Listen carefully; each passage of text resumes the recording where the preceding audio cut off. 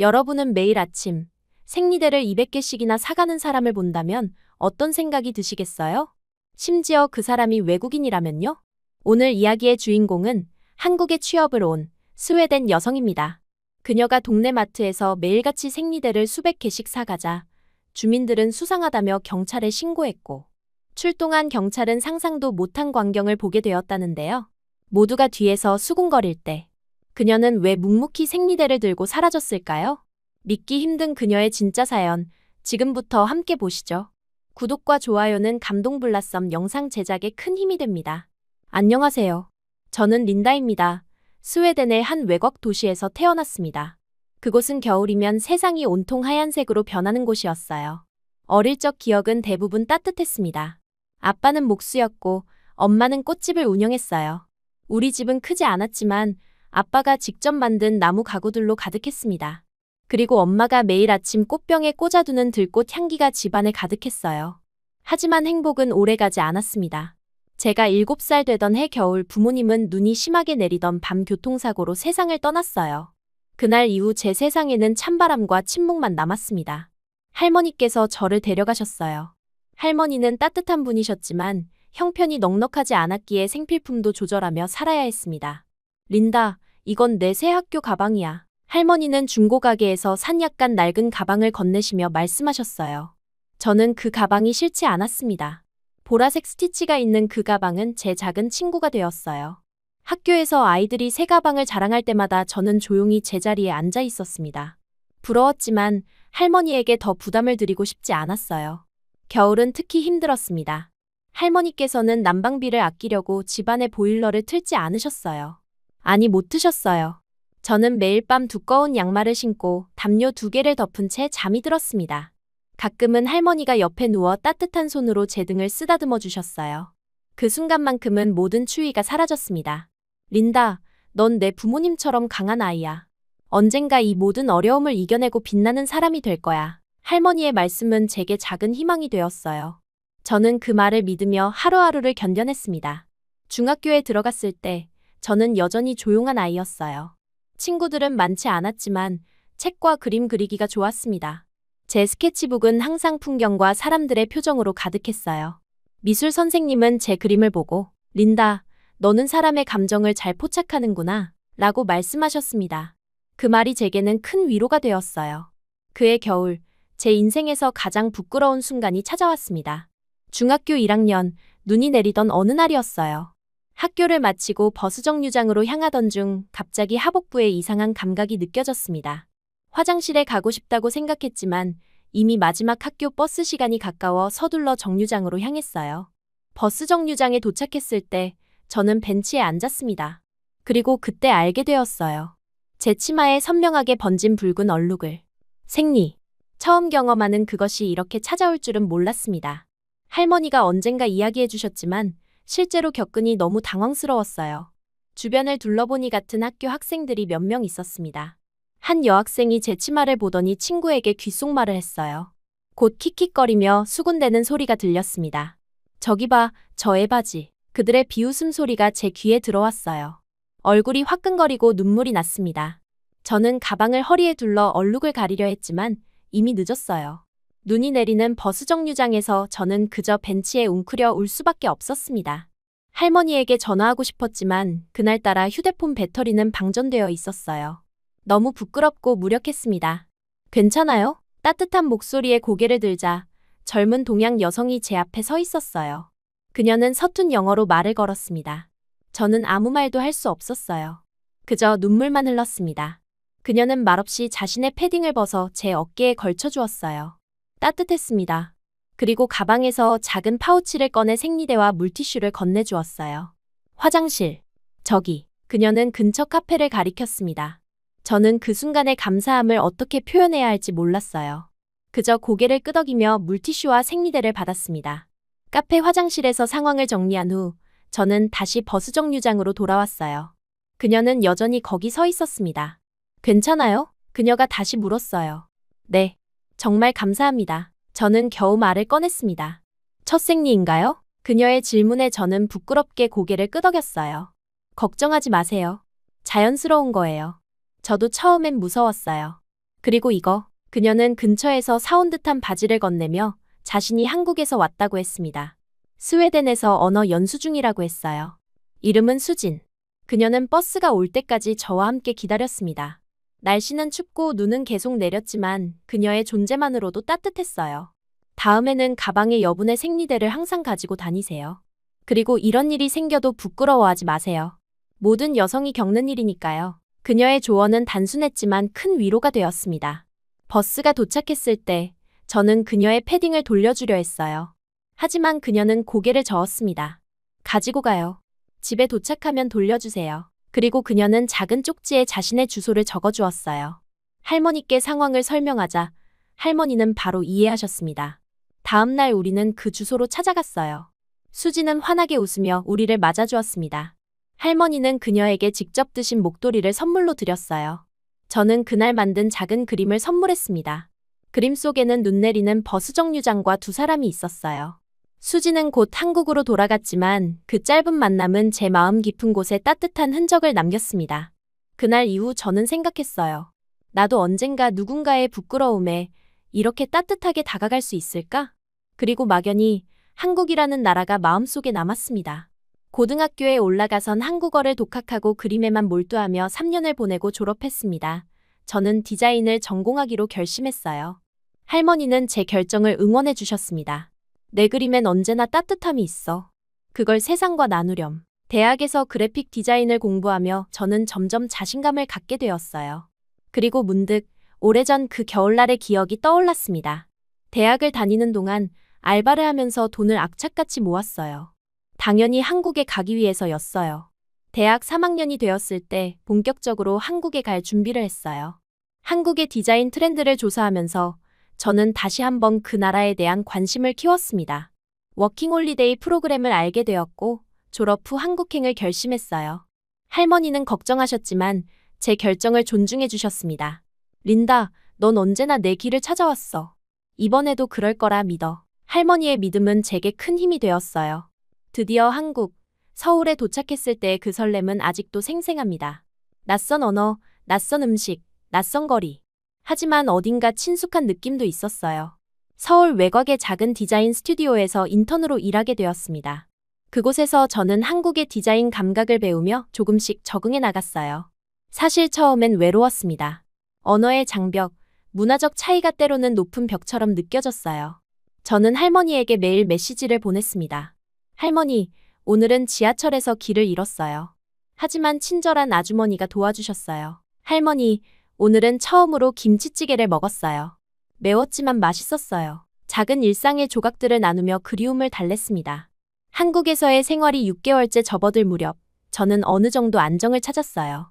한국어도 조금씩 늘었고, 직장에서도 인정받기 시작했습니다. 하지만 마음 한구석은 여전히 공허했어요.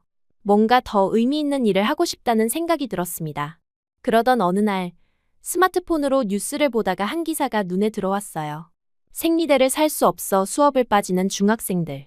기사는 경제적 어려움으로 생리대를 구입하지 못해 학교를 빠지는 청소년들의 이야기를 다루고 있었습니다. 한 중학생은 인터뷰에서 운동화 깔창을 접어 생리대로 썼다. 고 말했어요. 그 아이의 얼굴을 본 순간 제 과거가 겹쳐졌습니다. 눈 내리는 버스 정류장에서 웅크렸던 그날 그 부끄러움과 무력감. 그리고 그때 나타났던 수진의 따뜻한 손길. 저는 그 순간 결심했어요. 그 아이들에게 내가 받은 따뜻함을 돌려주자고. 다음 날 아침, 저는 일찍 일어나 동네 마트로 향했습니다. 문을 연 지 얼마 안 된 작은 마트였어요. 처음엔 30개의 생리대를 구입했습니다. 계산대에서 점원은 잠깐 의아한 표정을 지었지만 곧 무심한 얼굴로 봉투에 담아주었어요. 그날 저녁, 저는 인터넷으로 근처 청소년 쉼터의 주소를 찾았습니다. 다음 날 퇴근 후 생리대 봉투를 들고 그곳을 찾아갔어요. 안녕하세요. 이거 아이들에게 나눠주시면 좋겠어요. 저는 서툰 한국어로 말했습니다. 센터 직원은 놀란 표정이었지만 감사히 받아주셨어요. 그것이 시작이었습니다. 이렇게 제 삶은 더 이상 공허하지 않았습니다. 매일 아침, 마트로 향하는 발걸음은 가벼웠어요. 이것이 제가 오래전부터 찾던 나만의 방식이라고 생각했습니다. 첫 기부 이후 저는 더 많은 생리대가 필요하다고 느꼈습니다. 청소년 쉼터 직원분이 정말 감사해요. 이런 물품이 항상 부족하거든요. 라고 말씀하셨기 때문이에요. 그래서 다음 날 저는 다시 그 마트로 향했습니다. 이번에는 100개를 구입했어요. 계산대 직원은 이전보다 더 의아한 표정을 지었지만 저는 그저 미소로 답했습니다. 일주일 동안 매일 마트에 들러 생리대를 구입하면서 저는 점점 더 많은 곳에 기부를 시작했어요. 청소년 쉼터뿐만 아니라 고아원, 지역 복지센터까지 찾아갔습니다. 그곳에 아이들을 직접 만나는 것은 아니었어요. 그저 물품을 전달하고 돌아오는 것뿐이었습니다. 하지만 그것만으로도 제 마음은 따뜻해졌어요. 2주가 지났을 무렵 저는 구입량을 늘려 한 번에 200개씩 사기 시작했습니다. 제가 모아둔 돈이 빠르게 줄어들었지만 그만큼 제 마음은 풍요로워졌어요. 그러나 마트 직원들의 표정이 달라지기 시작했어요. 더 이상 단순한 의아함이 아니었습니다. 수군거림이 들리기 시작했어요. 처음에는 작은 목소리로, 그리고 점점 더 크게. 저 외국인 여자 또 왔네. 한 직원이 말했습니다. 오늘도 생리대 싹쓸이겠지? 다른 직원이 대답했어요. 한국어 수업을 꾸준히 들어온 덕분에 저는 그들의 대화를 대부분 이해할 수 있었습니다. 하지만 저는 모른 척했어요. 중요한 건 제가 왜 이 일을 하는지였고 그들의 말은 중요하지 않았습니다. 한 달이 지났을 무렵 동네에서 소문이 퍼지기 시작했어요. 마트 건너편 제과점 아주머니가 저를 보며 손가락질하는 것을 봤습니다. 과일 가게 할아버지도 제가 지나갈 때마다 의심스러운 눈초리로 쳐다보셨어요. 그때는 몰랐지만 동네에서는 이미 저에 대한 이상한 소문이 돌고 있었습니다. 어느 날 마트에서 계산을 하고 있을 때였어요. 젊은 여성 직원이 다른 직원에게 말했습니다. 쟤 또 왔어. 생리대를 하루에 몇백 개씩 사간다잖아? 그 말에 옆에 있던 중년 남성 직원이 대답했어요. 불법으로 파는 거 아니야? 그리고 또 다른 직원이 덧붙였습니다. 아니면 밤일하는 애겠지. 불려시처럼 생겼잖아. 불려시. 처음 들어보는 단어였어요. 나중에 찾아보니 생각이 가볍고 경박한 여자를 뜻하는 말이었습니다. 가슴이 아팠지만 표정 하나 바꾸지 않고 묵묵히 생리대를 봉투에 담았어요. 그들은 제가 한국어를 이해한다고 생각하지 않았습니다. 허연 피부에 머리 찰랑거리며 웃는 거 봐. 너무 가볍게 보여. 계산대 뒤에서 들려오는 말들이 계속되었어요. 저는 귀를 막고 싶었지만 그저 미소만 지으며 감사합니다 라고 말하고 마트를 나왔습니다. 그날 밤 저는 처음으로 제가 하는 일에 대해 의심했어요. 이렇게 계속해도 될까? 사람들이 나를 이상하게 생각하는데. 하지만 곧 마음을 다잡았습니다. 중요한 건 그 아이들이었어요. 제가 받았던 그 따뜻함을 전하는 것, 그것만이 중요했습니다. 다음 날부터 마트 직원들은 점점 더 대놓고 비웃기 시작했어요. 어머, 오늘은 좀 적게 사시는데. 한 직원이 옆에 직원에게 들으라는 식으로 말했습니다. 이 정도면 도매상 아니야? 다른 직원이 웃으며 덧붙였어요. 저는 여전히 미소만 지었습니다. 하지만 마음속으로는 조금씩 상처를 입고 있었어요. 한 달 반이 지났을 무렵 제 원룸 창고는 이미 다음 기부를 위한 생리대 상자들로 가득 찼습니다. 저는 매주 다른 시설을 방문하며 기부를 이어갔어요. 그곳의 직원들은 항상 감사하다며 저를 반겨주셨습니다. 그 순간만큼은 모든 비웃음과 수군거림이 잊혀졌어요. 하지만 동네에서의 시선은 점점 더 차가워졌습니다. 어느 날은 동네 슈퍼에서 우유를 사려는데 주인 아저씨가 저를 보며 다른 손님에게 말했어요. 저 외국인 여자 듣자 하니 생리대로 뭔가 수상한 짓을 한대. 그 손님도 저를 힐끔 보며 고개를 끄덕였습니다. 참을 수 없는 날도 있었어요. 한 번은 버스에서 내리는데 마트에서 본 직원이 친구와 함께 서 있었습니다. 그녀는 저를 보자마자 친구에게 속삭였어요. 저 여자야. 내가 말한 그 이상한 외국인. 그리고 둘 다 킥킥거리며 저를 쳐다봤습니다. 그날은 집에 돌아와 울었어요. 하지만 여전히 포기할 생각은 없었습니다. 제 작은 원룸에서 혼자 저녁을 먹으며 저는 할머니가 보고 싶었어요. 할머니라면 이런 상황에서 뭐라고 말씀하실까 생각했습니다. 아마도, 린다, 내가 옳다고 생각하는 일을 해라. 다른 사람들의 말은 신경 쓰지 마. 라고 하셨을 거예요. 그 생각에 다시 힘을 얻었습니다. 결국 마트 사장이 직접 나서는 일이 벌어졌어요. 제가 평소처럼 생리대를 계산하고 있을 때 그가 계산대로 다가왔습니다. 손님, 잠시 말씀 좀 나눌 수 있을까요? 그의 표정은 딱딱했어요. 저는 고개를 끄덕였습니다. 사장실로 안내된 저는 의자에 앉았어요. 사장은 제 앞에 앉아 곧바로 물었습니다. 매일 이렇게 많은 생리대를 왜 구입하시는 건가요? 그의 목소리에는 의심이 가득했어요. 저는 진실을 말하기로 했습니다. 도움이 필요한 아이들에게 기부하고 있어요. 제 한국어는 서툴렀지만 최대한 정확하게 설명하려 노력했습니다. 하지만 사장의 표정은 변하지 않았어요. 증거가 있으신가요? 정말 기부하는 건가요? 그의 질문은 마치 저를 범죄자 취급하는 것 같았습니다. 저는 휴대폰을 꺼내 기부한 시설들의 사진과 영수증을 보여주려 했어요. 하지만 사장은 고개를 저었습니다. 죄송합니다만 이런 대량 구매는 저희 마트에 부담이 됩니다. 그리고 다른 손님들도 불편해하고 있어요. 가슴이 무너지는 느낌이었습니다. 제가 옳은 일을 하고 있다고 생각했는데 이렇게 의심받다니요. 그날 이후 저는 다른 마트를 찾아다녀야 했습니다. 한 마트에서 너무 많이 사면 의심을 사니 여러 마트를 돌아다니며 조금씩 구입했어요. 하지만 소문은 이미 동네 전체에 퍼져 있었습니다. 어디를 가든 수군거림이 따라다녔어요. 저기 봐, 그 이상한 외국인이야. 불법적인 거 확실해.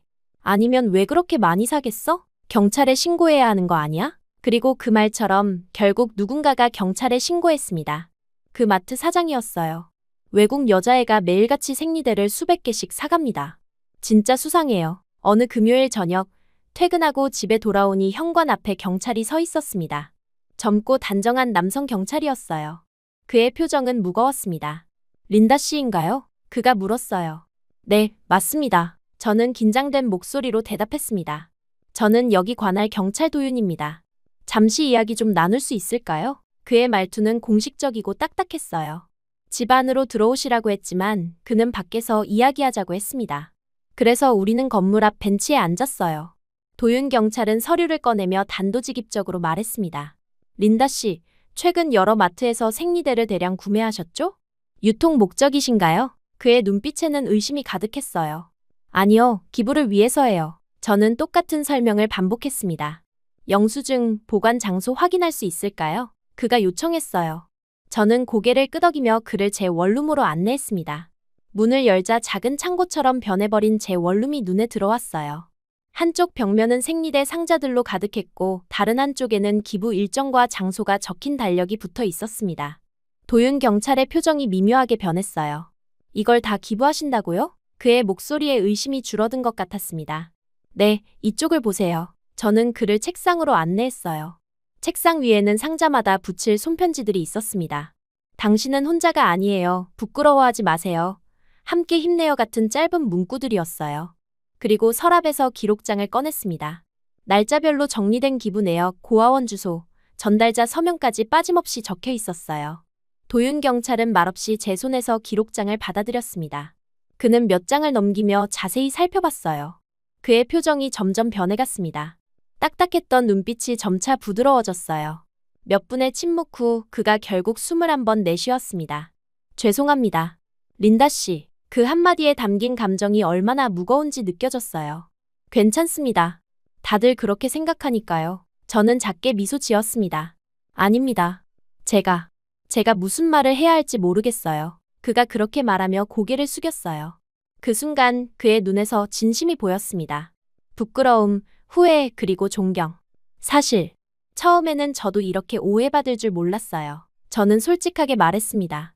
그냥 도움이 필요한 아이들에게 작은 도움을 주고 싶었을 뿐인데. 도윤 경찰은 자리에서 일어나 제 기록장을 돌려주었어요. 정말 대단하십니다. 이런 일을 외국인으로서 그것도 이런 오해를 받으면서까지. 그의 목소리에는 진심 어린 감탄이 묻어났습니다. 그냥 제가 받았던 도움을 돌려주고 싶었어요. 저는 창문 밖을 바라보며 말했습니다. 그리고 문득 오래전 눈 내리던 버스정류장의 기억이 떠올랐어요. 도윤 경찰은 자신의 명함을 건네며 말했습니다. 앞으로 혹시 문제가 생기면 저에게 연락주세요. 그리고 정말 죄송합니다. 이런 오해를 받게 해서. 그가 떠난 후 저는 오랫동안 창가에 서 있었어요. 바깥은 어둑해지고 있었지만 마음은 오히려 밝아지는 느낌이었습니다. 드디어 누군가가 제 진심을 알아봐 주었어요. 경찰이 그날 밤 마트 사장을 찾아가 이 모든 사실을 전했다는 것을 나중에 알게 되었습니다. 마트 사장은 굳은 얼굴로 앉아 아무 말도 하지 못했다고 해요. 모든 것이 오해였다는 사실이 그를 당황스럽게 했을 테죠. 다음 날 아침, 평소처럼 마트로 향했습니다. 사실 다른 마트를 찾아볼까 고민했지만 이미 이 동네에 익숙해졌고 새로운 곳에서 또다시 의심의 눈초리를 받고 싶지 않았어요. 마트 문을 열고 들어서자마자 분위기가 달라진 것을 느꼈습니다. 직원들의 눈빛이 어제와는 달랐어요. 그리고 계산대 뒤에서 사장이 저를 바라보고 있었습니다. 저는 평소처럼 생리대 코너로 향했어요. 200개를 장바구니에 담고 계산대로 갔습니다. 사장은 조용히 계산대 뒤에서 나와 저를 불렀어요. 린다 씨. 그의 목소리는 낮고 떨렸습니다. 저는 고개를 들어 그를 바라봤어요. 그의 눈에는 어제와는 전혀 다른 감정이 담겨 있었습니다. 죄송합니다. 너무 미안합니다. 제가 잘 알지도 못하고 사람들 말만 듣고 그런 눈으로 봤어요. 말끝이 떨렸어요. 저는 어떻게 반응해야 할지 몰랐습니다. 그저 괜찮습니다. 라고 짧게 대답했어요. 그는 계산대 밑에서 생리대가 가득 든 박스를 꺼내 건넸습니다. 제 사비로 준비했습니다. 저도 작은 도움이라도 드리고 싶습니다. 그 순간 가슴이 뭉클해졌어요. 어제까지 저를 의심스러운 눈으로 바라보던 사람이 이렇게 변할 수 있다는 사실이 놀라웠습니다. 저는 감사의 인사를 건네고 박스를 받았어요. 그날 이후 마트에서의 분위기는 완전히 달라졌습니다. 일주일 후 마트에 다시 갔을 때 놀라운 광경을 목격했어요. 마트 입구에 작은 기부함이 생겨 있었습니다. 누군가의 부끄러움에 따뜻하게 다가가기, 린다 씨처럼이라는 문구가 붙어 있었어요. 기부함 안에는 이미 몇 개의 생리대 팩이 들어 있었습니다. 사장은 제게 설명했어요. 손님들께 린다 씨 이야기를 했습니다. 많은 분들이 감동받으셨어요.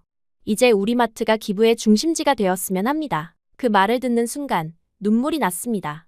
제가 한 작은 행동이 이렇게 다른 사람들에게 영향을 미칠 수 있다니 놀라웠어요. 마음속으로 수진 언니에게 감사 인사를 전했습니다. 그녀가 버스 정류장에서 보여준 작은 친절이 이렇게 커다란 파동을 만들어내고 있었으니까요. 변화는 거기서 그치지 않았습니다. 며칠 후 과일 가게 할머니가 제가 지나가는 것을 보고 부르셨어요. 린다 아가씨, 잠시 들어와 볼래? 할머니는 가게 안쪽에서 상자 하나를 꺼내셨습니다. 집에 남아있던 여성용품을 몇 상자 모아오셨다고 해요. 내 손녀도 중학생이에요. 그 마음, 이제야 알겠네요. 할머니의 주름진 손이 제 손을 꼭 잡았습니다. 그 온기가 제 마음 깊숙이 스며들었어요. 그날 이후 동네 분위기가 확연히 달라지기 시작했습니다. 한때 저를 수상하게 바라보던 사람들이 이제는 반갑게 인사를 건넸어요. 제과점 직원은 마트 앞 기부함에 작은 손편지를 붙였습니다. 처음엔 저도 이상한 외국인인 줄만 알았어요. 용기 내줘서 고맙습니다. 매일 아침마다 누군가는 기부함에 물품을 넣고 갔습니다. 어떤 날은 생리대 몇 팩, 어떤 날은 화장지나 물티슈 같은 생필품이었어요. 한 번은 초등학생으로 보이는 여자아이가 엄마 손을 잡고 와서 자신의 용돈으로 산 작은 생리대 팩을 넣는 모습을 보았습니다. 그 순간의 감동은 말로 표현할 수 없었어요. 제 원룸은 이제 작은 창고가 되었습니다. 하지만 이제는 혼자 감당하지 않아도 되었어요. 마트 사장이 배송 트럭을 빌려주겠다고 제안했고 동네 젊은이들이 물품을 나르는 것을 도와주기 시작했습니다. 어느 토요일 기부 물품을 정리하고 있을 때 도윤 경찰이 찾아왔어요. 그는 사복 차림이었고 손에는 커피 2잔을 들고 있었습니다. 바쁘신가요? 잠시 쉬어 가시라고 커피 가져왔습니다. 그의 목소리에는 이전의 공식적인 톤이 사라져 있었어요. 우리는 원룸 앞 작은 벤치에 앉았습니다. 가을 햇살이 따뜻하게 내리쬐었어요. 도윤은 조심스럽게 물었습니다. 혼자 이 일을 시작하셨다니 대단하세요. 어떻게 이런 생각을 하게 되셨나요? 저는 처음으로 누군가에게 제 이야기를 했어요. 스웨덴의 버스 정류장에서 있었던 일, 한국 여성이 보여준 따뜻함, 그리고 그것이 제 마음에 남긴 흔적까지. 도윤은 말없이 경청했습니다. 그래서 한국에 오게 된 거군요. 그가 말했어요. 네, 어쩌면 그 기억이 제 마음 깊은 곳에 남아있었나 봐요. 저는 미소 지으며 답했습니다. 그 대화 이후 도윤은 자주 연락을 해왔어요. 처음에는 미안하다는 마음이 컸을 겁니다. 하지만 점차 그의 메시지는 제 활동에 대한 진심 어린 관심을 담기 시작했습니다. 어느 날은 고아원 주소를 알려주며 그곳도 도움이 필요하다고 했어요. 또 다른 날은 지역 봉사 단체를 소개해주기도 했습니다. 동네 사람들의 참여도 점점 늘어났어요. 한 학부모는 학교 모임에서 제 활동을 소개했고 그 결과 학부모들이 모금을 시작했다고 합니다. 어떤 아이 엄마는 딸과 함께 직접 생리대를 포장해 센터로 보내기도 했어요. 마트 사장의 제안으로 매주 토요일에는 마트 옆 빈 공간에서 자발적인 봉사 모임이 열리게 되었습니다. 처음에는 5명 정도 모였지만 점차 참여자가 늘어났어요. 학생, 주부, 회사원, 심지어 처음엔 삐딱하게 쳐다보던 남고생들까지 우리 반에서도 도움받은 애 있다. 며 봉사에 참여하겠다고 찾아왔습니다. 한 번은 봉사 모임 중에 한 중학생이 조용히 다가와 말했어요. 린다 언니, 저 사실 1년 전까지 생리대 살 돈이 없어서 학교 못 간 적이 있어요. 이런 활동이 있었으면 좋았을 텐데. 그 아이의 눈에는 눈물이 맺혀 있었습니다. 저는 그 아이를 안아주었어요. 이것이 바로 제가 이 일을 계속하는 이유였습니다. 도윤도 봉사 모임에 자주 참여했어요. 그는 자신의 순찰 일정을 조정해가며 토요일마다 나타났습니다. 무거운 상자를 나르고 물품을 분류하고 배송을 도왔어요. 우리는 점점 더 많은 시간을 함께하게 되었습니다. 어느 날은 밤늦게까지 고아원에 전달할 물품을 정리했어요. 도윤은 제게 피곤하지 않냐고 물었습니다.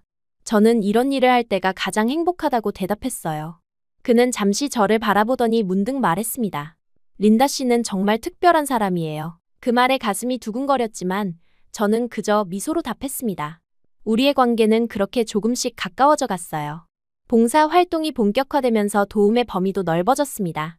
생리대뿐만 아니라 여성 청소년들에게 필요한 다양한 물품을 지원하기 시작했어요. 속옷, 양말, 겨울 목도리까지. 한 번은 학용품을 요청하는 센터가 있어서 지역 문방구와 협력하여 필요한 물품을 모았습니다. 변화는 제가 살고 있는 동네를 넘어 주변 지역으로도 퍼져나갔어요. 인근 동네 마트 주인이 찾아와 같은 활동을 시작하고 싶다며 조언을 구하기도 했습니다. 지역 신문에서 취재 요청이 오기도 했어요. 하지만 저는 언제나 그랬듯 조용히 일하는 것을 선호했습니다. 중요한 건 제가 아니라 도움이 필요한 아이들이었으니까요. 한 번은 기부 물품을 전달하러 간 청소년 센터에서 감동적인 일이 있었어요. 센터 선생님이 아이들이 직접 쓴 감사 편지를 전해주셨습니다. 15통의 편지에는 각기 다른 필체로 감사의 마음이 담겨 있었어요. 한 아이는 처음으로 내가 혼자가 아니라고 느꼈어요. 라고 썼고 다른 아이는 이제 학교에 갈 수 있게 되어 정말 기뻐요. 라고 했습니다. 그 편지들을 읽으며 저는 눈물을 흘렸어요. 제가 받았던 그 작은 친절이 이렇게 많은 아이들에게 전해지고 있다는 사실이 너무 감격스러웠습니다. 그날 밤 할머니에게 긴 메시지를 보냈어요. 제가 한국에서 찾은 행복과 보람에 대해 말씀드렸습니다. 시간이 흐르면서 한때 저를 부려시라고 부르던 사람들마저 변했어요. 한 번은 과일 가게 앞을 지나가는데 예전에 저를 뒤에서 수군거리던 아주머니들이 반갑게 인사를 건넸습니다. 린다 씨, 오늘은 과일 좀 가져가세요. 오늘도 고마워요. 그들의 눈빛에는 더 이상 의심이 없었습니다. 대신 존경과 따뜻함이 담겨 있었어요. 어느 날 도윤이 제안했습니다. 이번 주 토요일에는 제가 특별한 곳을 소개해드리고 싶어요. 그는 미소를 지으며 말했어요. 저는 호기심에 고개를 끄덕였습니다. 토요일 오후 도윤은 저를 도시 외곽의 한 건물로 데려갔어요. 그곳은 오래된 창고를 개조한 공간이었습니다. 문을 열자 예상치 못한 광경이 펼쳐졌어요. 넓은 공간에 수십 명의 사람들이 모여 있었고 린다의 친구들이라고 쓰인 현수막이 걸려 있었습니다. 도윤이 설명해 주었어요. 지역 봉사단체와 협력하여 더 체계적인 지원 시스템을 만들기 위한 모임이라고 했습니다. 그곳에는 제가 알던 마트 사장, 과일 가게 할머니뿐만 아니라 처음 보는 많은 사람들이 있었어요. 그들은 모두 제 이야기를 듣고 감동받아 참여했다고 합니다. 그날의 기억은 아직도 생생합니다. 낯선 나라에서 시작한 작은 행동이 이렇게 많은 사람들의 마음을 움직일 수 있다는 사실이 놀라웠어요. 모임이 끝난 후 도윤과 함께 걸으며 저는 가슴이 따뜻해지는 것을 느꼈습니다. 린다 씨 덕분에 제 시선도 많이 바뀌었어요. 도윤이 조용히 말했습니다. 경찰로서 늘 의심부터 하던 제가 이제는 사람들의 선한 의도를 먼저 보게 되었어요. 저는 미소 지으며 대답했어요. 저도 많이 배웠어요. 처음엔 모든 사람들이 저를 오해한다고 생각했지만 이제는 진심은 결국 전해진다는 걸 알게 되었습니다. 우리는 그렇게 나란히 걸으며 별이 빛나는 하늘을 바라봤어요. 생리대 박스를 함께 나르고 봉사활동을 함께하며 우리 사이에는 특별한 감정이 자라나고 있었습니다. 그것은 아직 말로 표현되지 않았지만 우리 둘 다 느끼고 있었어요. 그날 밤 집으로 돌아오는 길에 저는 생각했습니다. 진심은 결국 전염된다고. 수진이 보여준 작은 친절이 제게 전해졌고 제가 시작한 작은 행동이 이제는 수많은 사람들에게 퍼져나가고 있었어요. 그리고 그 과정에서 저는 예상치 못한 선물을 받았습니다. 바로 도윤이라는 사람과의 만남이었어요. 린다의 친구들, 모임이 시작된 지 한 달이 지났습니다. 매주 토요일마다 더 많은 사람들이 모여들었고 봉사활동의 범위도 넓어졌어요. 이제는 생리대뿐만 아니라 청소년들을 위한 다양한 지원 프로그램이 생겨났습니다. 학업 멘토링, 심리상담, 진로 지도까지. 저는 이 모든 변화가 믿기지 않았어요. 도윤과의 관계도 자연스럽게 깊어져 갔습니다. 그는 자신의 휴일마다 저와 함께 봉사활동에 참여했어요. 무거운 상자를 나르고 물품을 분류하고 배송을 도왔습니다. 우리는 많은 이야기를 나누었어요. 그의 어린 시절, 경찰이 된 이유, 그리고 앞으로의 꿈까지. 어느 날 도윤이 제안했습니다. 이번 주말에는 특별한 곳에 가보는 게 어떨까요? 그의 목소리에는 설렘이 묻어 있었어요. 저는 호기심에 고개를 끄덕였습니다. 주말이 되자 도윤은 저를 도시 외곽의 한 고아원으로 데려갔어요. 그곳은 우리가 정기적으로 물품을 기부하던 곳 중 하나였습니다. 하지만 이번에는 단순한 기부가 아니었어요. 도윤은 아이들과 함께하는 특별한 프로그램을 준비했다고 했습니다. 오늘은 아이들과 함께 종이접기를 할 거예요. 제가 어릴 때 가장 좋아하던 활동이었거든요. 도윤의 말에 저는 미소 지었어요. 그가 이런 섬세한 면모를 가지고 있다니 놀라웠습니다. 우리는 고아원에 도착했어요. 아이들은 이미 활동실에 모여 있었습니다. 도윤이 준비한 색종이와 풀, 가위를 꺼내자 아이들의 눈이 반짝였어요. 그는 먼저 종이약 접는 방법을 보여주었습니다. 아이들은 호기심 가득한 눈으로 그의 손길을 따라했어요. 저는 옆에서 아이들을 도우며 행복을 느꼈습니다. 도윤이 이렇게 아이들과 자연스럽게 어울리는 모습이 너무 좋았어요. 그의 따뜻한 미소, 인내심 있는 설명, 아이들을 대하는 진심 어린 태도. 그날 저는 도윤을 새롭게 보게 되었습니다. 활동이 끝나갈 무렵 한 여자아이가 저에게 다가왔어요. 린다 언니, 이거 줄게요. 그 아이는 작은 종이 하트를 건넸습니다.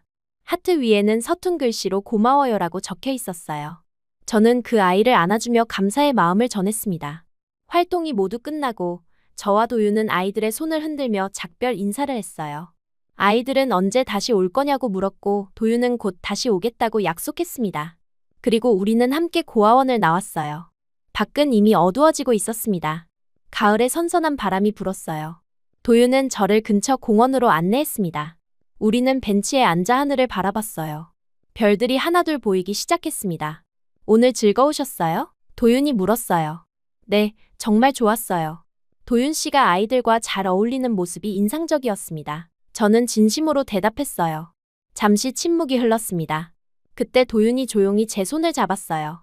그의 손은 따뜻했고 약간 떨리고 있었습니다. 린다 씨, 그가 말했어요.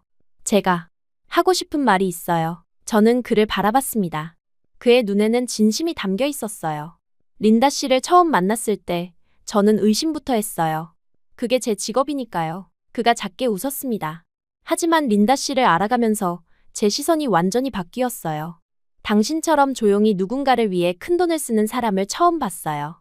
자신의 이익보다 타인의 행복을 먼저 생각하는 모습에 깊은 감동을 받았습니다. 그의 말에 가슴이 뭉클해졌어요. 저는 말없이 그의 손을 마주 잡았습니다. 린다 씨, 존경합니다. 그리고 좋아합니다. 그의 목소리는 진심을 담고 있었어요. 제 마음속에서 무언가가 따뜻하게 피어올랐습니다. 저는 미소 지으며 대답했어요. 저도요. 사실은 당신한테 처음엔 무서웠어요. 경찰로 처음 나타났을 때 우리는 서로를 바라보며 웃었습니다. 그리고 도윤은 조심스럽게 저에게 다가와 키스했어요.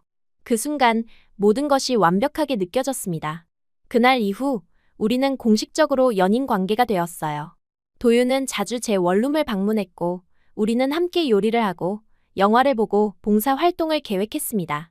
그는 한국 문화와 언어를 더 깊이 이해할 수 있도록 도와주었어요. 저는 그에게 스웨덴의 이야기, 할머니와의 추억 그리고 제 꿈에 대해 이야기했습니다. 우리의 관계는 자연스럽게 흘러갔어요.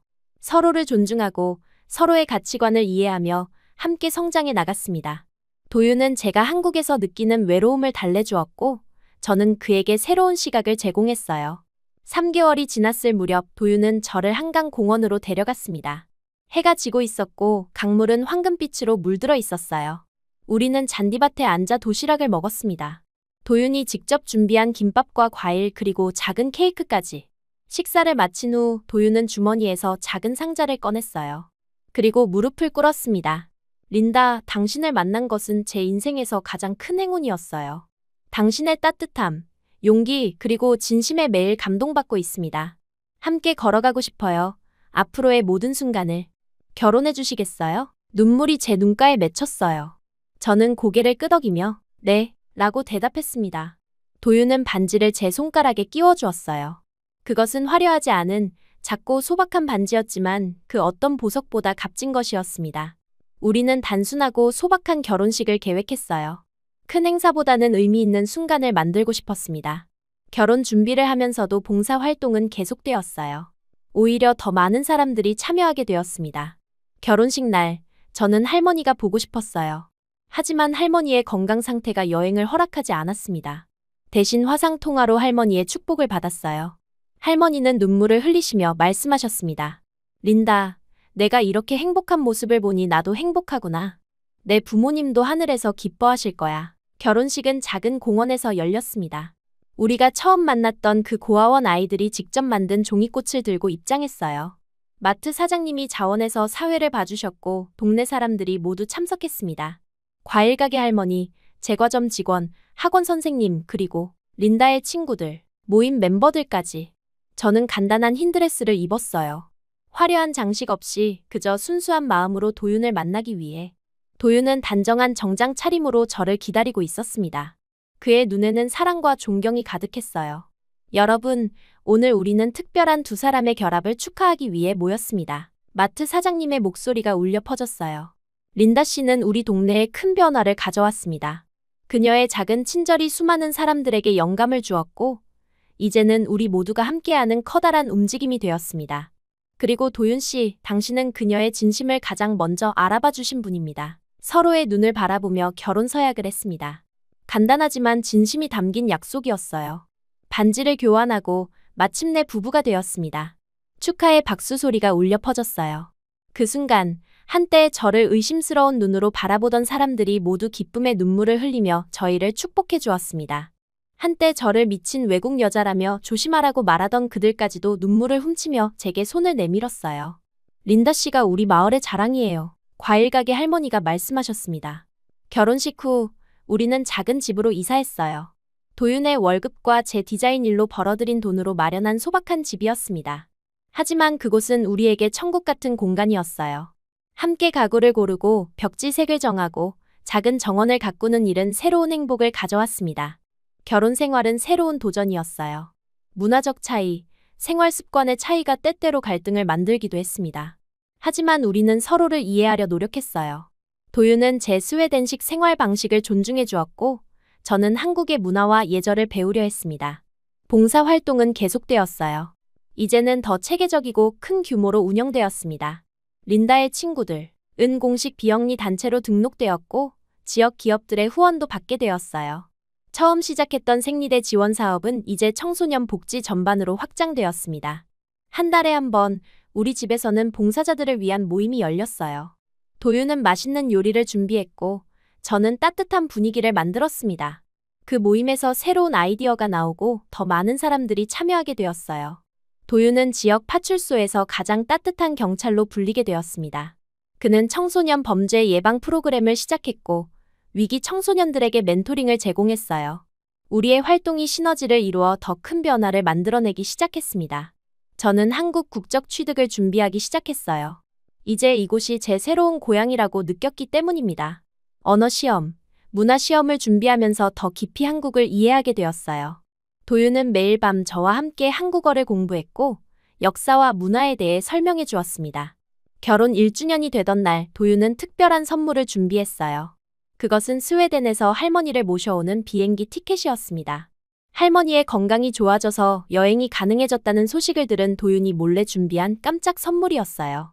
할머니가 한국에 오셨을 때 저는 정말 행복했습니다.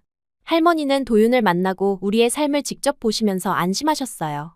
내가 이렇게 행복하고 의미 있는 일을 하는 모습을 보니 정말 자랑스럽구나. 할머니의 말씀이 제 가슴을 따뜻하게 했습니다. 할머니는 한 달간 머무르시면서 한국 문화를 경험하셨어요. 김치 담그기도 배우시고 한복도 입어보셨습니다. 도윤의 부모님과도 만나셨는데 언어는 통하지 않았지만 마음으로 서로를 이해하는 모습이 인상적이었어요. 가끔 우리가 처음 만난 이야기가 화제에 오를 때면 도윤은 장난스럽게 말합니다. 내가 그때 신고 안 했으면 어쩔 뻔했어? 그러면 저는 웃으며 대답해요. 그래, 당신 인생 최고의 수사였지. 그 모든 오해와 차가운 시선이 없었다면 지금의 우리는 없었을 거예요. 인생은 때로 가장 예상치 못한 방식으로 움직입니다. 버스 정류장에서 한 여성의 작은 친절이 제 인생을 바꿨고 그 변화가 다시 수많은 사람들의 삶에 영향을 미쳤어요. 지금 저는 한국의 시민으로 그리고 아내로 살아가고 있습니다. 여전히 아이들을 위해 봉사를 이어가고 있어요. 그리고 앞으로도 계속해서 누군가의 조용한 눈물에 가장 먼저 다가가고 싶습니다. 그게 누군가 제게 했던 것처럼. 그 따뜻한 패딩 한 장이 제게 그랬던 것처럼. 이제는 우리의 이야기가 더 많은 사람들에게 전해지길 바랍니다. 작은 친절이 얼마나 큰 변화를 가져올 수 있는지, 오해와 편견을 넘어 진심이 통할 수 있다는 것을. 그리고 무엇보다 우리 모두가 서로에게 따뜻한 패딩이 될 수 있다는 사실을. 여러분은 배우자가 몰래 밤마다 집을 나갔다 돌아오는 걸 알게 된다면 어떻게 하시겠습니까? 바로 따져 물어보시겠습니까? 아니면 몰래 뒤따라가 보시겠습니까? 하물며 그 배우자가 자신보다 한참 어린 연하라면요? 오늘 이야기의 주인공은 부모에게 등 떠밀려 한국에 시집온 벨라루스 여성입니다. 원치 않은 결혼으로 10살이나 차이 나는 남자에게 시집온 그녀는 시어머니의 병수발까지 들어야 한다는 사실에 큰 충격을 받았다고 하는데요. 그런 그녀가 어느 날부터 남편 몰래 밤마다 밖으로 나갔다 들어오는 걸 시어머니가 눈치챘다고 합니다. 그리고 결국 그녀의 뒤를 밟은 남편은 충격적인 광경을 목격했다고 하는데요. 대체 이들에게는 무슨 일이 있었을까요? 지금부터 그 이야기를 들어보겠습니다.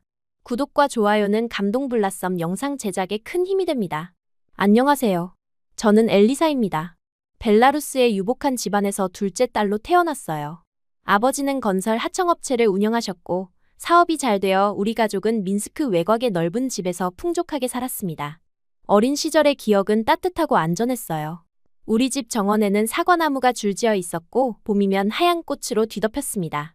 언니와 저는 그 아래에서 뛰어놀았고 어머니는 늘 창가에서 미소 지으며 지켜보셨어요. 아버지는 엄격했지만 딸들에게만큼은 한없이 자상했습니다. 학교에서 좋은 성적을 받아오면 머리를 쓰다듬어 주셨고 주말이면 도시 외곽으로 드라이브를 데려가셨어요. 그때만 해도 미래는 밝고 안정적으로 보였습니다. 하지만 세상 일은 예측할 수 없는 법이에요. 제가 20살이 되던 해 아버지의 회사가 갑작스럽게 위기를 맞았습니다. 큰 건설사가 하청 대금을 계속 미루더니 결국 지불하지 않았어요. 그것도 한 번이 아니라 여러 번이었습니다. 아버지는 처음엔 괜찮을 거라며 웃으셨지만 점점 얼굴에 그늘이 드리워졌어요. 저녁 식탁에서 웃음소리가 사라지고 아버지의 서재에서는 밤늦게까지 불빛이 새어나왔습니다. 어머니는 걱정스러운 눈빛으로 아버지를 바라보셨지만 우리에게는 아무 말씀도 하지 않으셨어요. 어느 날 아침, 집 현관에 낯선 사람들이 찾아왔습니다. 그들은 서류 뭉치를 들고 있었고 아버지는 굳은 표정으로 그들을 서재로 안내했어요. 몇 시간 후 아버지는 창백한 얼굴로 나오셨습니다. 그날 저녁 가족 회의가 열렸어요. 아버지는 떨리는 목소리로 말씀하셨습니다. 회사가 파산 위기에 처했다. 대출금을 갚지 못하면 이 집도 잃게 될지 모르겠구나. 그 말을 들은 순간 우리 가족의 삶은 완전히 달라졌어요. 어머니는 밤마다 울었고 언니는 대학을 중퇴하고 일자리를 찾아 나섰습니다. 저도 아르바이트를 시작했지만 우리의 노력은 파도처럼 밀려오는 부채 앞에서 너무나 작았어요. 결국 아버지는 마지막 선택을 내리셨습니다. 우리 집은 팔렸고 도시 외곽의 작은 아파트로 이사했어요. 그곳에서 우리는 서로의 얼굴을 마주 보기조차 어려웠습니다.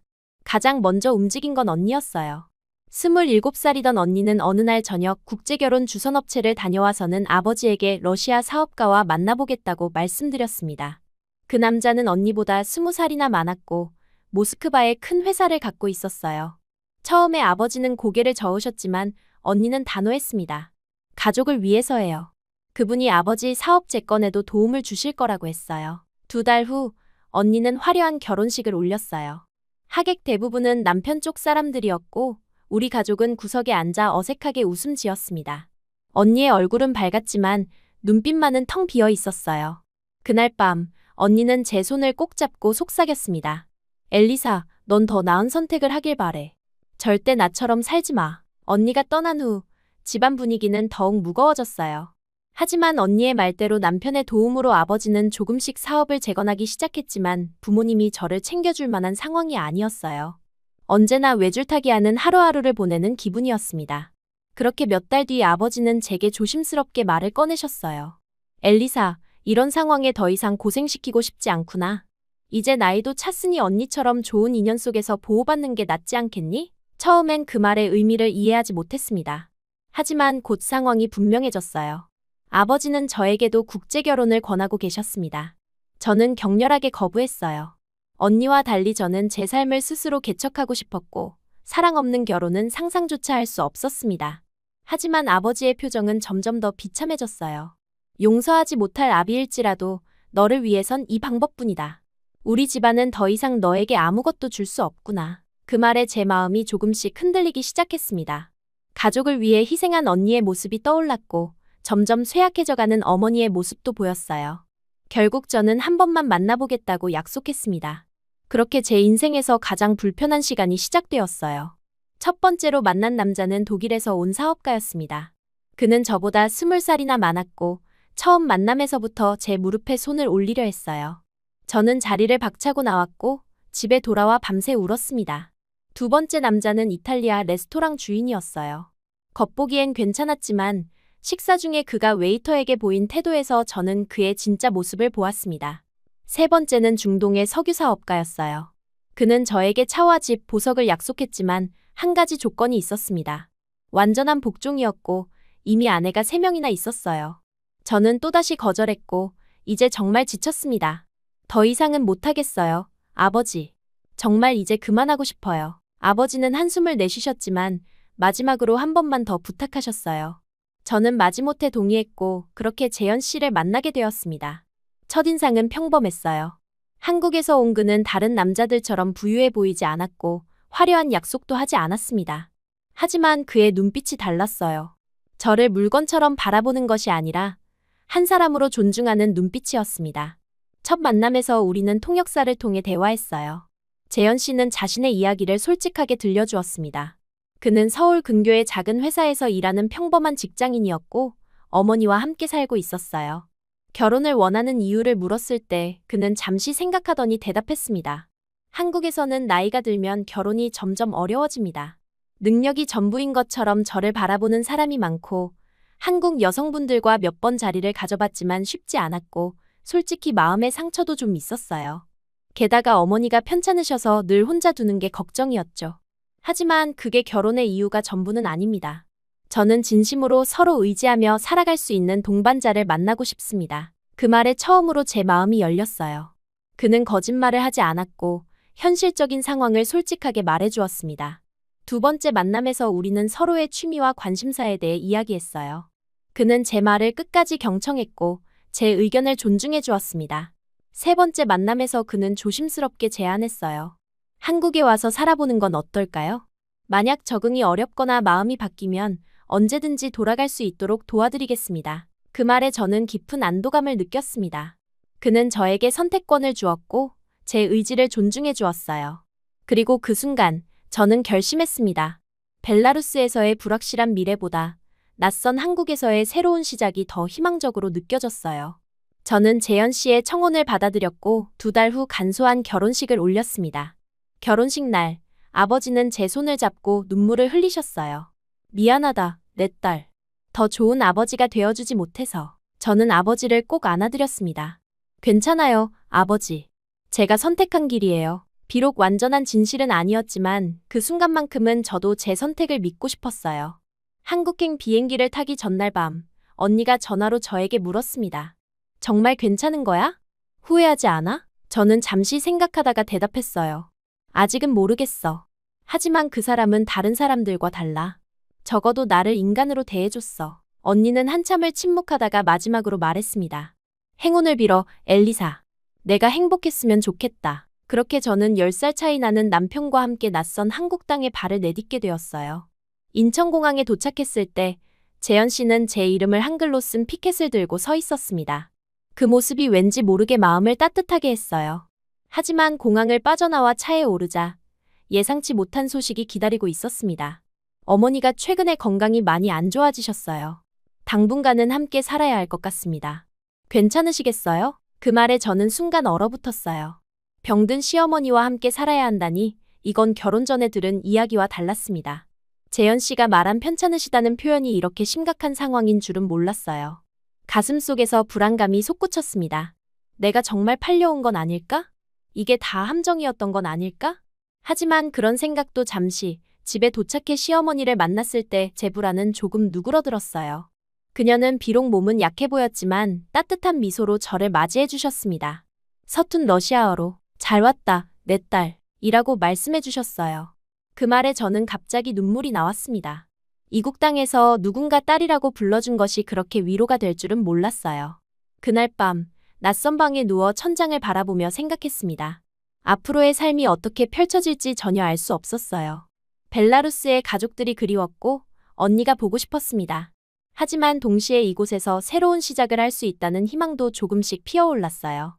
재현 씨는 다정했고 시어머니도 생각보다 더 따뜻했습니다. 어쩌면 이 선택이 그렇게 나쁘지만은 않을지도 모르겠다는 생각이 들었어요. 하지만 마음 한구석에서는 여전히 두려움이 자리 잡고 있었습니다. 이렇게 살아가면서 사랑할 수 있을까? 아니면 그저 상황에 떠밀린 선택을 후회하게 될까? 그 질문에 대한 답을 찾기까지는 아직 시간이 필요했어요. 저는 그날 밤 벨라루스의 하늘과 한국의 하늘이 같은 별을 보여준다는 생각으로 조금은 위안을 삼았습니다. 어디에 있든 저는 여전히 저였으니까요. 한국에서의 첫 아침은 낯선 새소리와 함께 시작되었어요. 창문 너머로 보이는 풍경은 벨라루스와 완전히 달랐습니다. 민스크의 넓은 하늘 대신 빼곡히 들어선 아파트 단지가 시야를 채웠어요. 처음에는 그 모든 것이 답답하게 느껴졌습니다. 언어도 통하지 않고 음식도 입에 맞지 않았어요. 매운 김치 냄새는 처음엔 너무 강해서 견디기 힘들었습니다. 하지만 시어머니는 그런 저를 배려해 러시아식 수프와 비슷한 맑은 국물 요리를 자주 해주셨어요. 시어머니는 몸이 많이 편찮으셨지만 저를 위해 애쓰는 모습이 감동적이었습니다.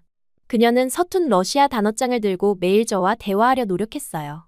엘리사, 밥 먹어. 오늘 기분 좋아? 간단한 문장이었지만 그 따뜻함이 느껴졌습니다.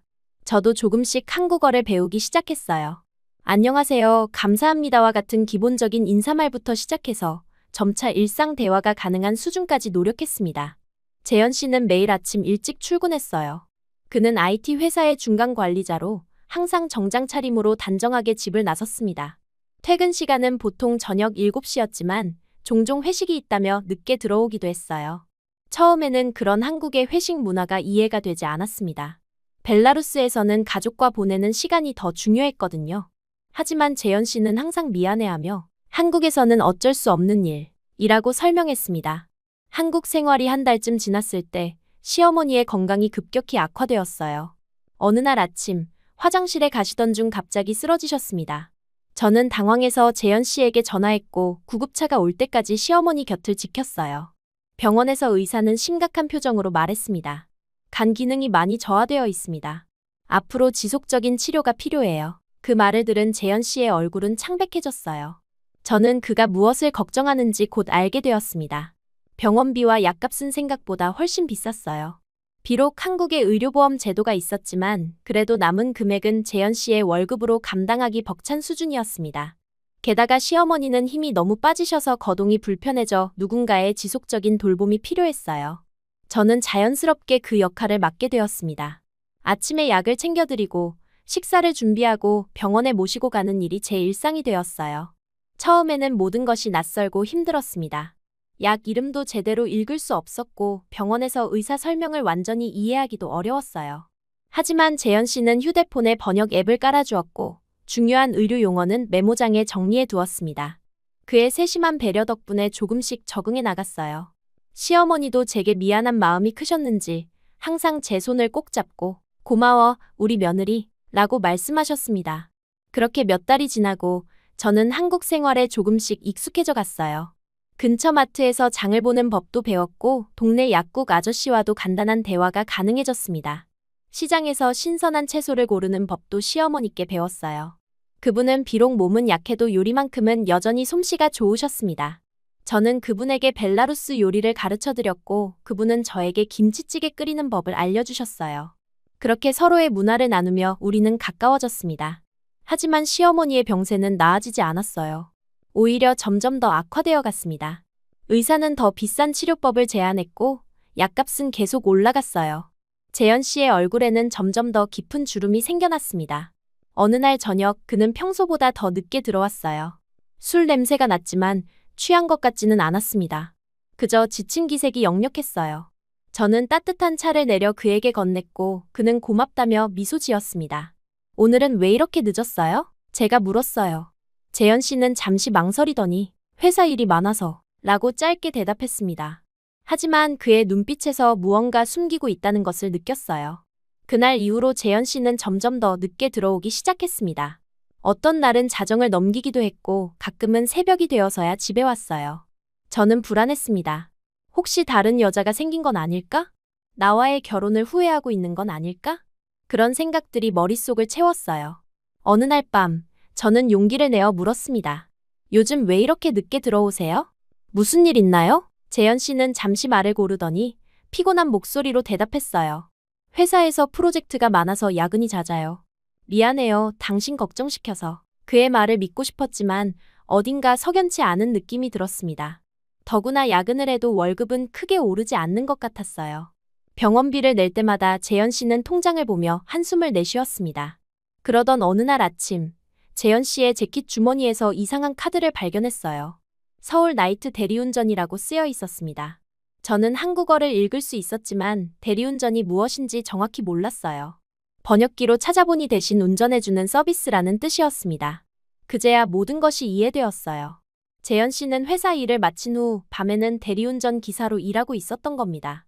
그날 저녁, 재현 씨가 늦게 들어왔을 때 저는 그 카드를 보여주며 물었어요. 이게 뭐예요?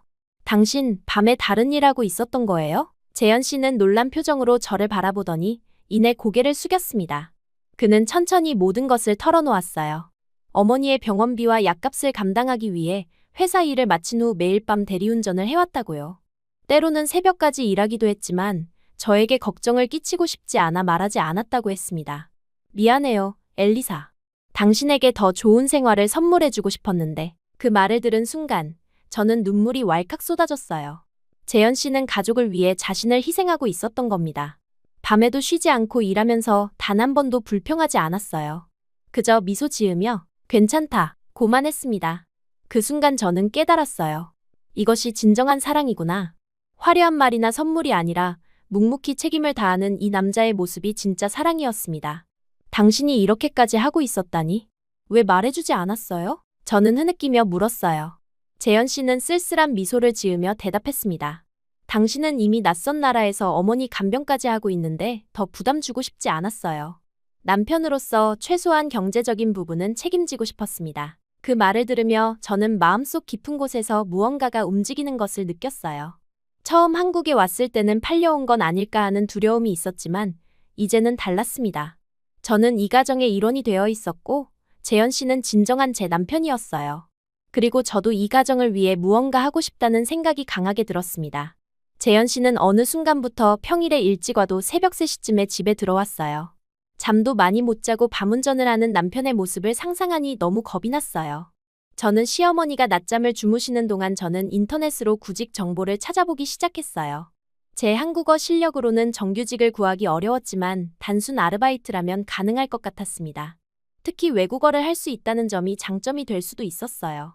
며칠간 검색 끝에 집 근처 24시간 카페에서 외국인 직원을 구한다는 공고를 발견했습니다.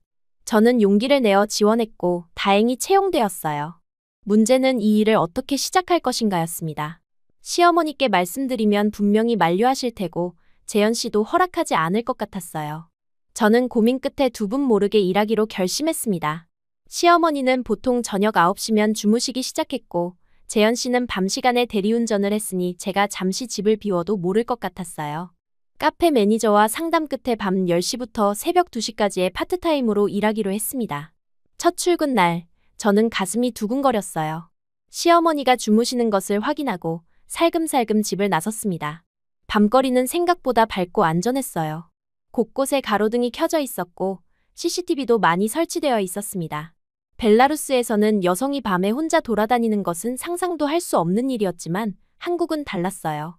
편의점도 24시간 열려 있었고 심야 시간에도 사람들이 거리를 오가고 있었습니다. 카페에 도착해보니 생각보다 손님이 많았어요. 대부분 노트북을 들고 온 학생들이나 늦게까지 일하는 직장인들이었습니다. 매니저는 친절하게 업무를 가르쳐 주었고 외국인이라는 점이 오히려 호기심을 끌어 손님들과 대화하기 좋았어요. 물론 처음에는 실수도 많았습니다.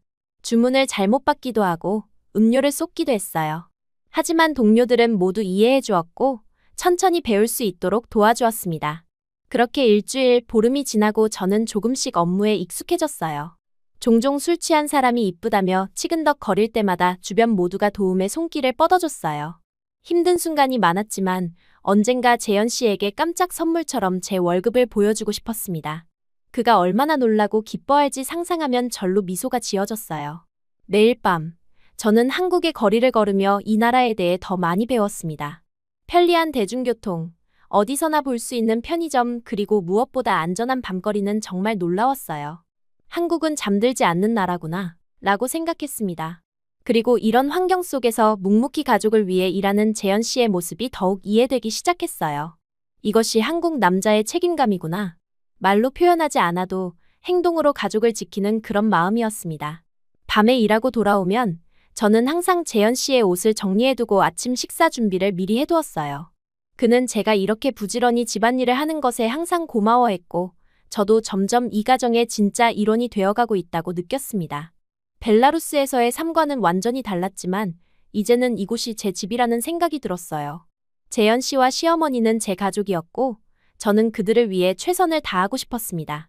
카페에서 일한 지 2주가 지나자 어느새 이중생활에 익숙해졌어요. 낮에는 시어머니를 돌보고 밤에는 카페에서 일하는 리듬이 자연스러워졌습니다. 매일 밤 10시 시어머니가 주무시는 것을 확인하고 살금살금 집을 나서는 일은 이제 일상이 되었어요. 처음에는 죄책감이 컸지만 이것도 가족을 위한 일이라고 스스로를 위로하며 버텼습니다. 카페 동료들도 저를 많이 도와주었어요. 특히 민수라는 남자 아르바이트생은 외국인인 제가 적응할 수 있도록 메뉴 외우는 법부터 한국 손님들과 소통하는 방법까지 친절하게 알려주었습니다. 어느 날 저녁, 평소처럼 시어머니의 약을 챙겨드리고 방에 들어가시는 것을 확인했어요. 그런데 문을 열고 나가려는 순간 갑자기 거실 불이 켜졌습니다. 깜짝 놀라 돌아보니 시어머니가 서 계셨어요. 얼굴이 창백했고 불안해 보이셨습니다. 얘야, 어디 가니? 그 한마디에 온몸이 얼어붙는 느낌이었어요. 머릿속이 하얘지면서 무슨 말을 해야 할지 생각이 나지 않았습니다. 결국 제가 꺼낸 말은 가장 어설픈 변명이었어요. 아, 뭐 좀 사러 다녀올게요. 어머니 얼른 주무세요. 시어머니의 눈빛은 의심으로 가득했지만 더 묻지는 않으셨습니다. 그저 한숨을 내쉬며 방으로 돌아가셨어요. 저는 문을 나서자마자 가슴을 쓸어내렸습니다. 죄책감이 밀려왔어요. 이렇게 숨어서 하는 게 맞는 걸까? 하는 의문이 들었지만 곧 첫 월급날이 다가온다는 생각에 다시 마음을 다잡았습니다. 그 돈으로 시어머니의 약을 사드릴 수 있을 거라는 생각이 저를 지탱했어요. 카페에 도착하니 평소보다 손님이 많았어요. 서둘러 앞치마를 메고 일을 시작했습니다. 그날따라 유독 바빴지만 일하는 동안만큼은 죄책감을 잊을 수 있어서 오히려 좋았어요. 일을 마치고 집으로 돌아가는 길에 현관에서 거의 비슷한 시간에 들어오는 남편과 마주쳤습니다. 그는 의아한 표정으로 제게 어디 갔다 오는 거야? 라고 물었어요. 저는 괜히 동네 한 바퀴 돌고 왔어요. 라고 둘러댔습니다.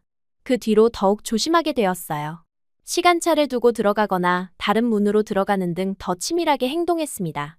그렇게 계속 일한 지 한 달이 다 되어갈 무렵 첫 월급을 받았습니다.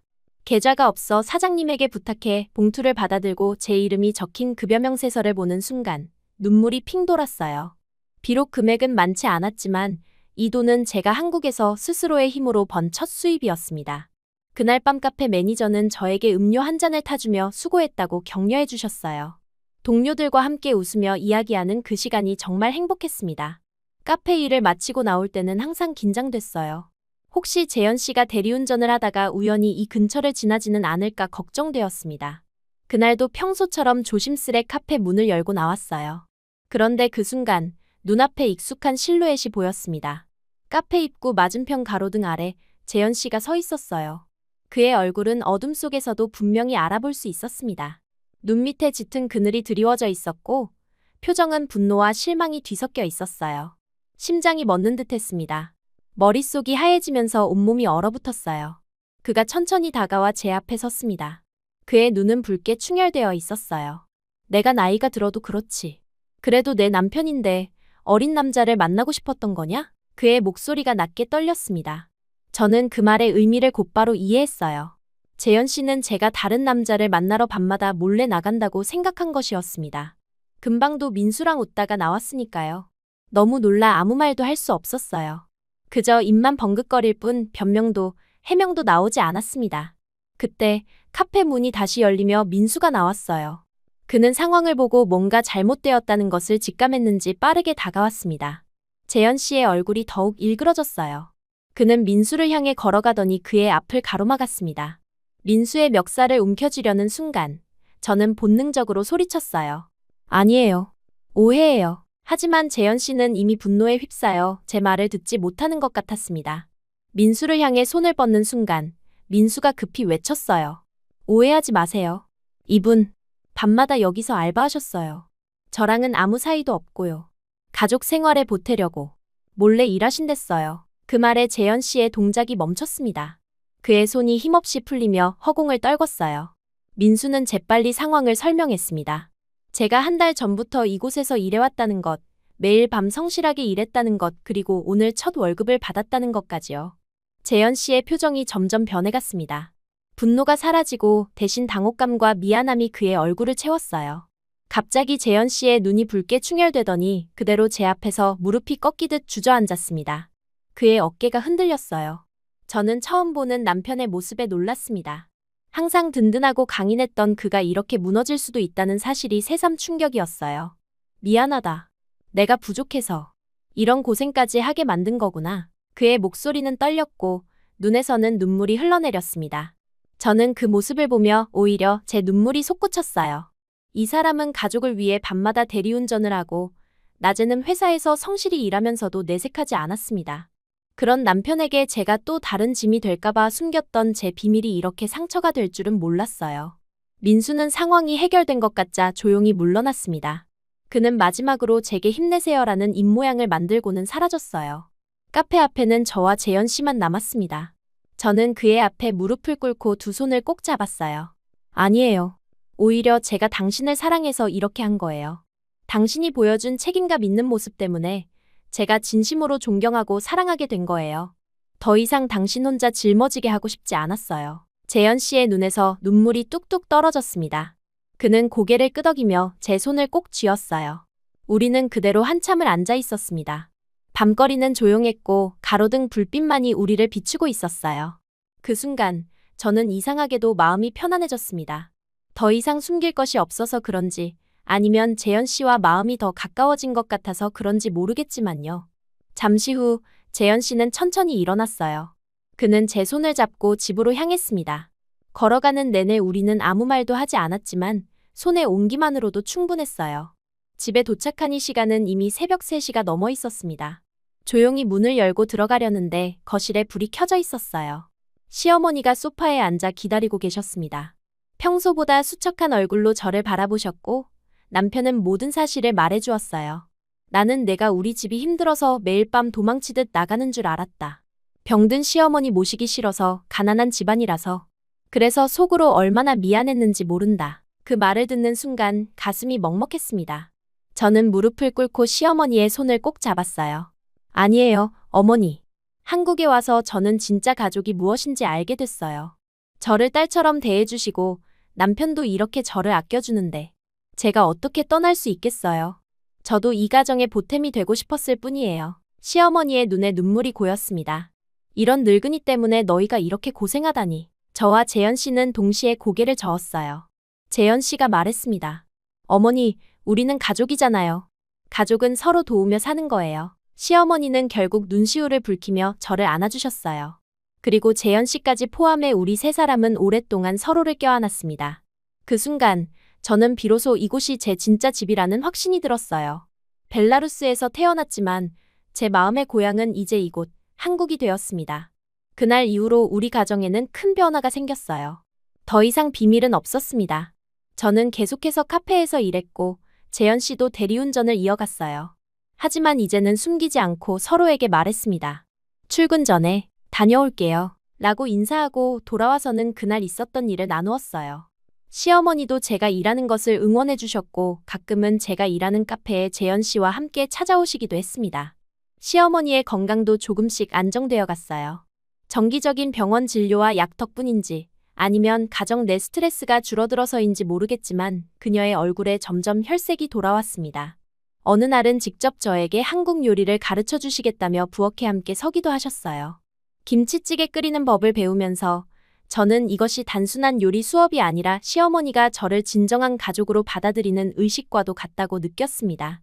재현 씨와의 관계도 더욱 깊어졌어요. 처음에는 국제결혼이라는 조건 때문에 시작된 관계였지만 이제는 진정한 사랑과 신뢰가 자라난 관계가 되었습니다. 우리는 서로에게 솔직했고 어려움을 함께 나누었어요.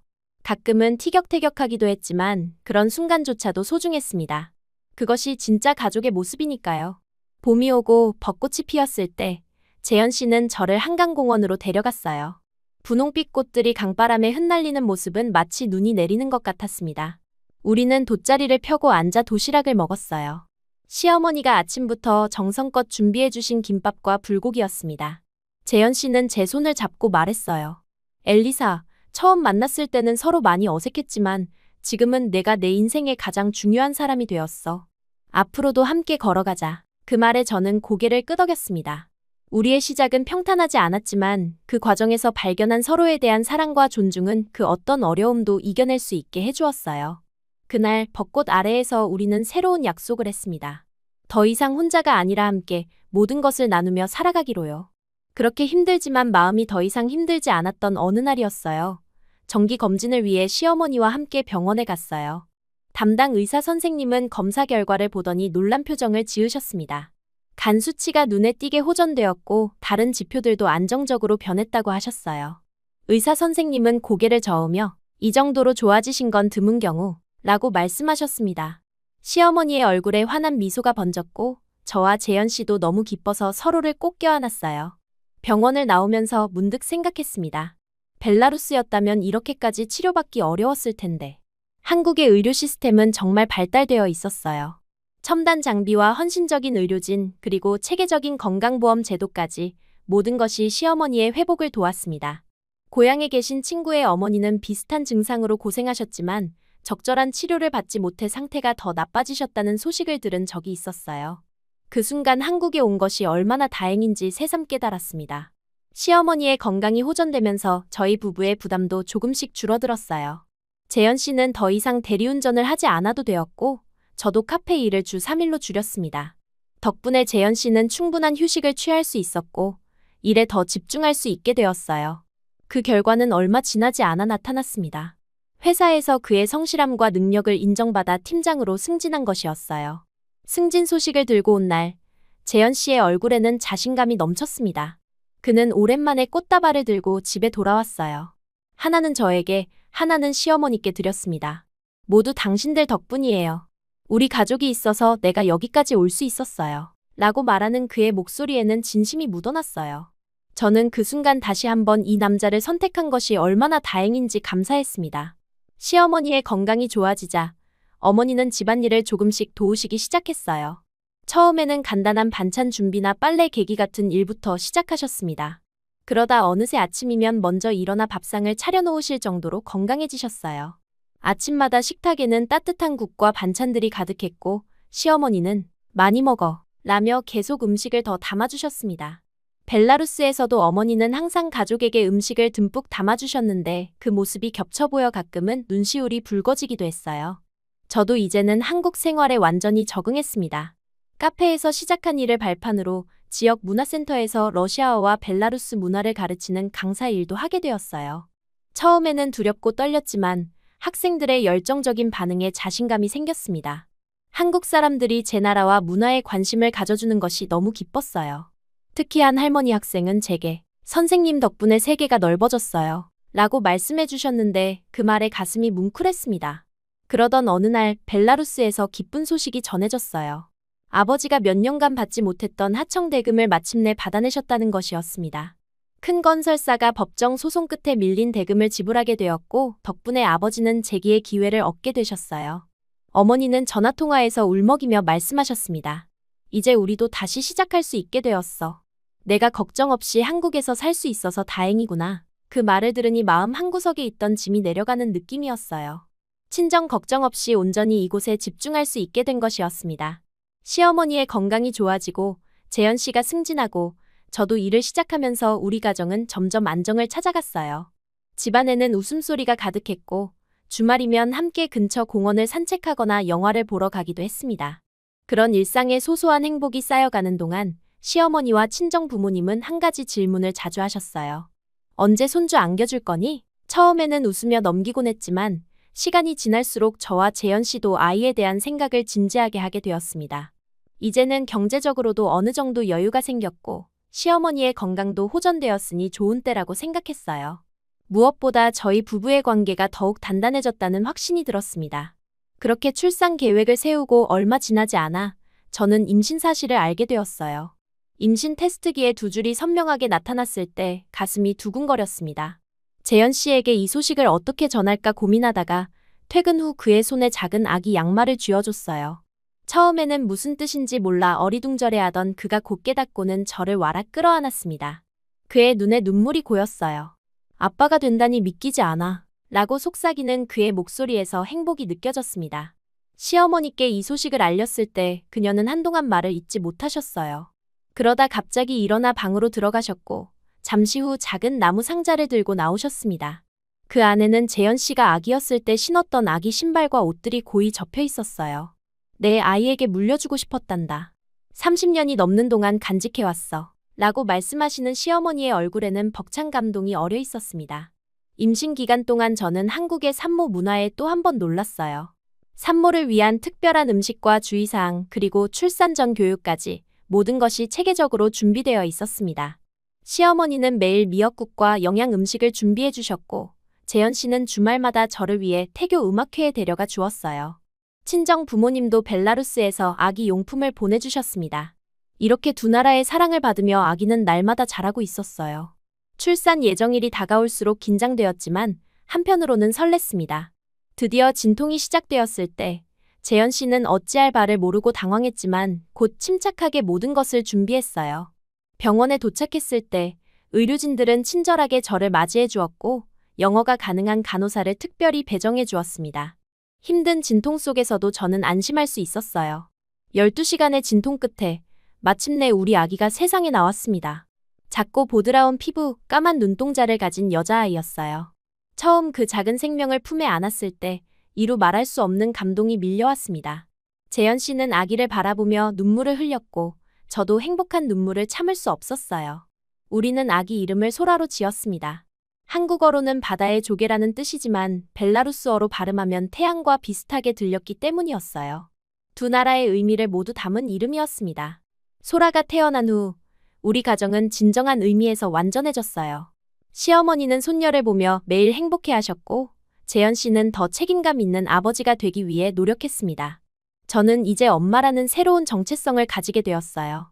낯선 나라에서 시작한 불확실한 결혼이 이렇게 충만한 가족으로 완성될 줄은 몰랐습니다.